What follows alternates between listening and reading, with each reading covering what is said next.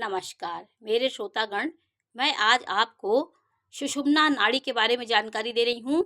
माँ सरस्वती किस समय जिह्वा पर निवास करती हैं? सुबह जब ब्रह्म मुहूर्त होता है 3:30 बजे के बाद या 3 बजे के बाद, और सूर्योदय से पहले, जब सूर्योदय लालिमा लिए हुए सूर्योदय होता है उसके पहले का जो समय होता है, ये समय सुषुम्ना नाड़ी उस समय जागृत होती है। इसलिए सुषुम्ना नाड़ी जब जागृत होती है और तो व्यक्ति की कही हुई बातें सत्य हो जाती हैं। उस समय जो भी हम कल्पना करते हैं, जो भी सकारात्मक विचार रखते हैं, जो भी अच्छी सोच रखते हैं, उस समय हमारी यह नाड़ी जागृत होती है। इड़ा पिला इड़ा, पिंगला और सुषुम्ना, ये नाड़ियाँ विद्यमान होती हैं। सुषुम्ना नाड़ी ब्रह्म मुहूर्त में जागृत होती है। ब्रह्म मुहूर्त में जब जागृत होगी तो कोई भी शब्द आप कहते वो शब्द आपके वो सत्य हो जाता है। इसीलिए इस ब्रह्म मुहूर्त का बहुत महत्व बताया गया है। ध्यान मनन पूजा पाठ का ये समय होता है। सरस्वती का वास इस समय जिह्वा पे होता है। इसलिए इस समय को ध्यान मनन का, ऋषि मुनि इस समय ध्यान मनन यज्ञ ध्यान ये सब करते थे। जो करते थे वो उनके जीवन में उनके जीवन में लगता था, वो पुण्य उसको उनको प्राप्त होता था।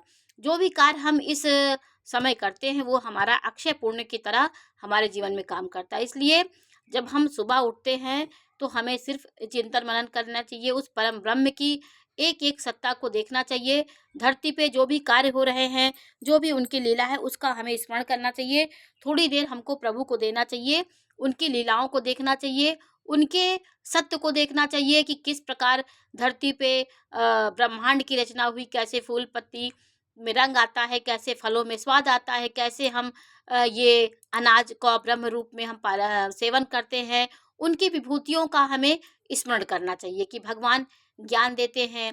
ज्ञान बुद्धि के साथ एक मेधा शक्ति होती है, जो जागृत होने पर व्यक्ति को एक दिव्य ज्ञान प्राप्त होता है। मेधा शक्ति के जागृत होने से विवेक की जागृति होती है, व्यक्ति विवेकी हो जाता है, सुख दुख को सहने की उसके अंदर क्षमता हो जाती है।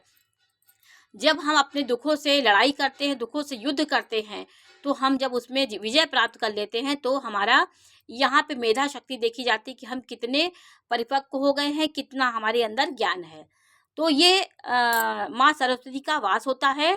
24 वैसे भी जो भी निर्मल व्यक्ति होते हैं, कुछ कुंडली में ऐसे योग होते हैं, वैसा व्यक्ति कुछ भी कह देता है उसका पूरा हो जाता है। इसलिए ज़्यादातर ध्यान देना चाहिए, अच्छा ही वचन बोलना चाहिए, अपने लिए भी दूसरे के लिए भी, क्योंकि कभी भी ईश्वर का वास हो सकता है। शुद्ध आत्मा में माँ सरस्वती का वास होता है, जिसका बुध प्रबल होता है, ये 2 नंबर की राशि में होता है। दूसरे भाव में बुध गुरु